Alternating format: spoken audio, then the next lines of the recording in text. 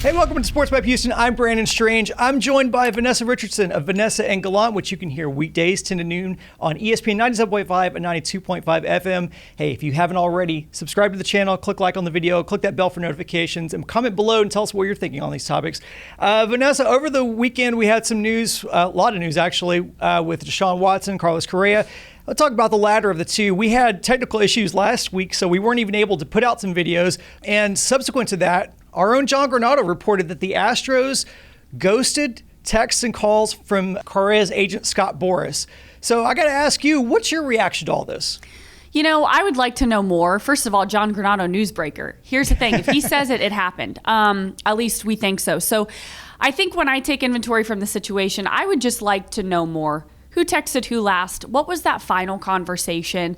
And what was Jim Crane's thoughts and James Click's thoughts as they really looked at the money, the long-term deal that Carlos Correa wanted, and decided, did they want that, or do they like Jeremy Pena enough to where they just want to move on and think that it's time to build their roster the way that they want it and have a long-term plan?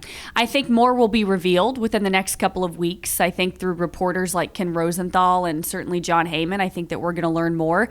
I know that Astros fans were not happy about this, but I would like to hear Jim Crane's side of it as well. We don't hear from the Astros owner very often, but I'd love to hear his reasons, and maybe James Click will give a couple of sound bites for the reporters that are at spring training, just about what happened and what their thought process was around this. Not to play devil's advocate, but I do think that the Astros have a vision, and I think it'll be interesting to hear what that was and what the other players think of Carlos Correa not coming back. It's hard to question Jim Crane. The team's been to three World Series in 5 years. They continue to have this attrition where they lose these big name, these big ticket free agents, and yet the team continues to compete. They continue to put a winning product on the field. So it is hard to argue with the result of it. But I think a lot of fans do wonder about the tactic of being non-responsive. So Paul Gallant on your show brought up an interesting point about he thinks that Boras and maybe the engagement with Boras was kind of the X factor here, and maybe Jim Crane was soured on negotiating with Scott Boras. What are your thoughts on that? Well, I think when you look at what happened with Scott Boras and Garrett Cole, how he wore the Scott Boras hat after the Astros lost in the World Series, there may be sour feelings there. I think of Scott Boras with MLB similar to how I view David Mulugeta right now with the NFL, speaking of the Deshaun Watson trade.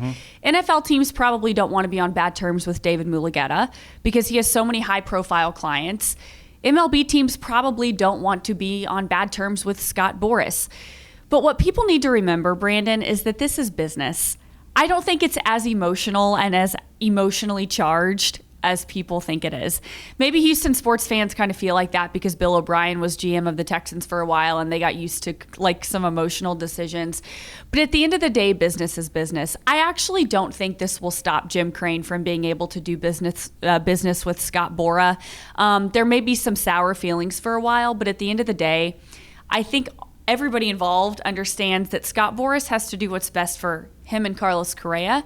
Jim Crane and James Click have to do what they feel is best for their situation with the Astros. So I did see some fans worried about, will this sour the relationship between the Astros and Boras? I don't think it does.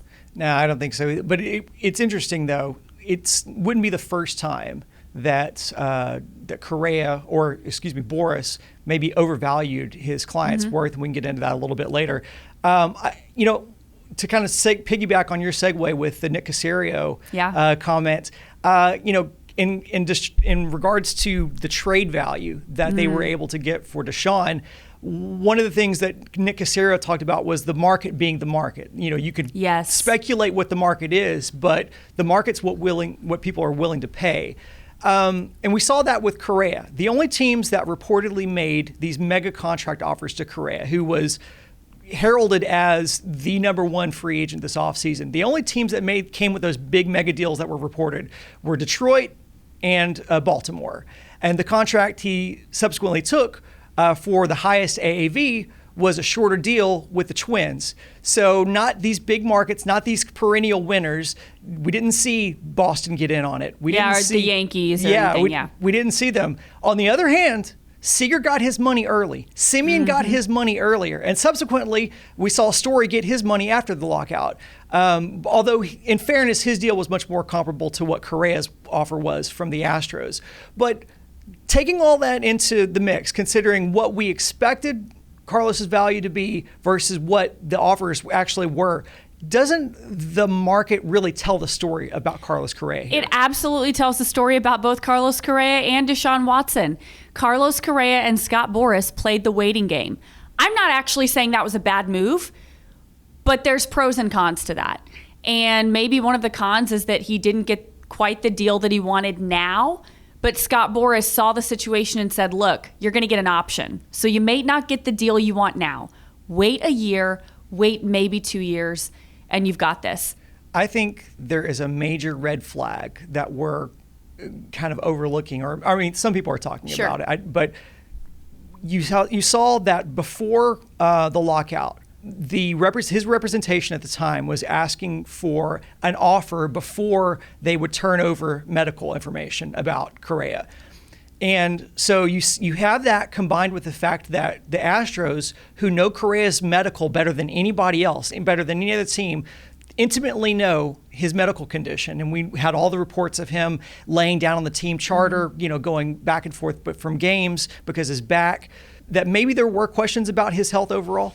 I think there's been questions about his health, Brandon, just because he's only played 2 full MLB seasons healthy. I mean, I think those questions have been there. I almost feel like if something had popped up on that physical, that it would have been reported again by a Ken Rosenthal or and a Nightingale or an insider. But that's a good question. And with Carlos Correa, time will tell with his health. If he gets injured this first year in Minneapolis, he may look at kissing that long-term contract that he wants historical money for goodbye. So that's been the concern with him. His health will, I think, remain to be the concern. But like you said, certainly a big deal, a big weekend in Houston, and the fact that both situations involve the market being what it is. If you would have told me a week ago that Carlos Correa was going to go to Minneapolis and that Deshaun Watson was going to go to Cleveland after the reports of him wanting a nice climate and, to be in big cities and flash, I would have told you were crazy. But this is what we're dealing with, and now Houston sports fans hope that they can find some more superstars to win some games for both of those teams.